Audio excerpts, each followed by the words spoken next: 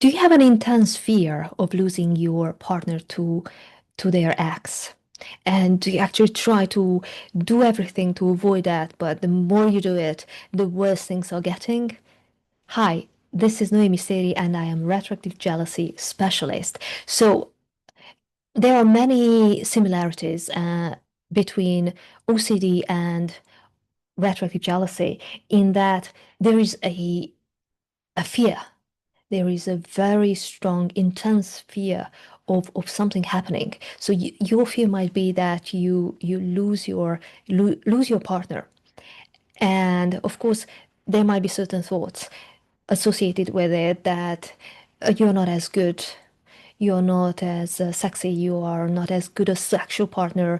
There might be a lot of comparison going on with their ex or exes and yourself, or even imaginary things that you might just come up with. So there are these thoughts that regularly come up in your mind, and then it is followed by potentially other thoughts or interaction with the thoughts, kind of mental internal dialoguing with things, and then the discomfort, the emotions. Yes, so our hormones will just start spreading out, and we feel certain bracing, and we might feel almost paralyzed with fear, or we feel that we are shaking.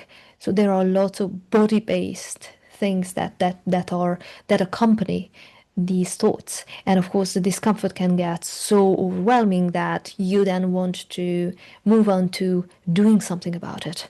And if the usual thing, the usual thing is that you will probably try to talk to them about it or ask them about it, or if it's really bad, you might actually want them to feel bad about their past. So you ask so many questions that they might tear up, or just stalk them, or look at old images, or look at the ex's um, social media. So do a lot of things that rationally you probably wouldn't, but you're in a state, in a sympathetic activation, in such an anxious state that you cannot stop it. And if you get a little bit of relief, short-term relief, then you kind of feel okay, okay, that then this is better. This is somewhat better. But the problem is that two things happen here. One is that because now you have a temporary relief, all is good. You can start functioning again in your everyday life. Maybe do the work, do the washing up, whatever, and which is nice.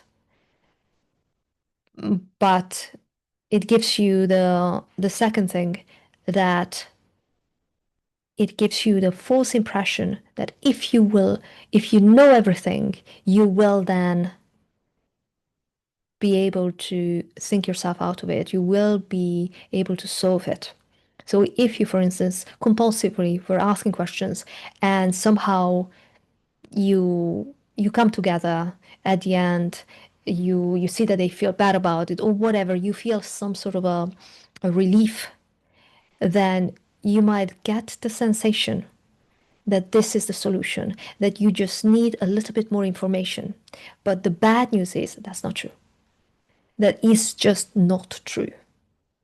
So you will be training yourself to behave in a certain way that perpetuates something that never ever gives you the true solution. It just gives glimpses of well-being, and the price is very high because obviously uh, it's a big strain on you and on the relationship, on your partner.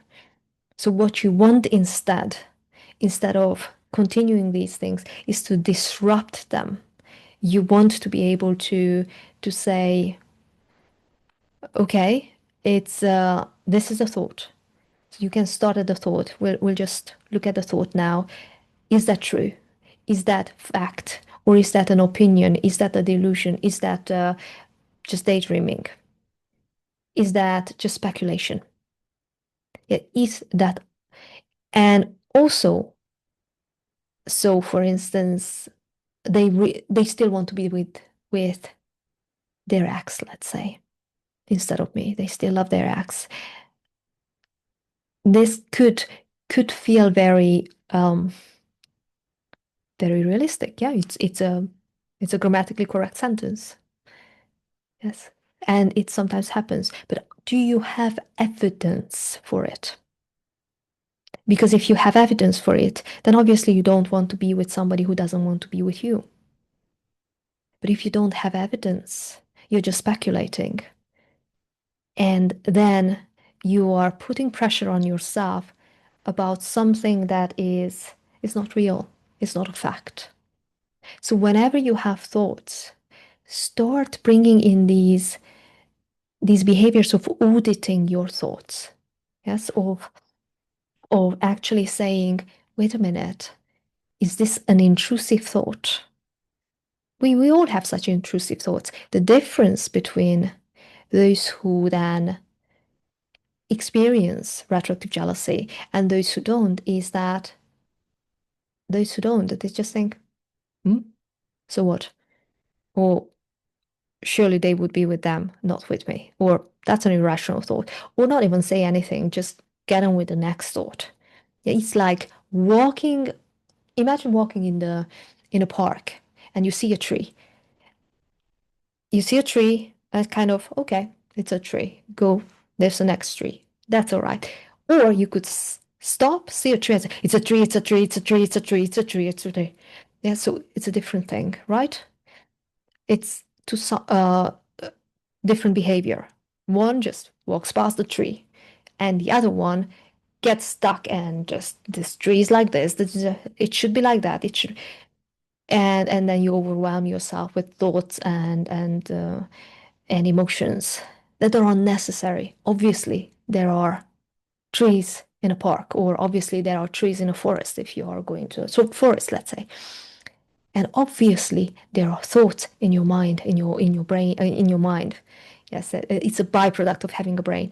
So that's it. You can actually imagine it. You can actually use this as a metaphor for yourself that you're going through a forest and there's a tree. It's normal.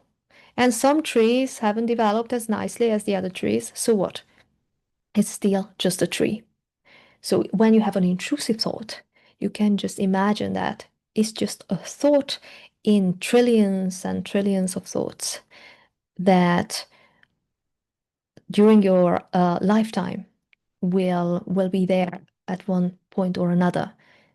There is not much more to it. It's just a thought.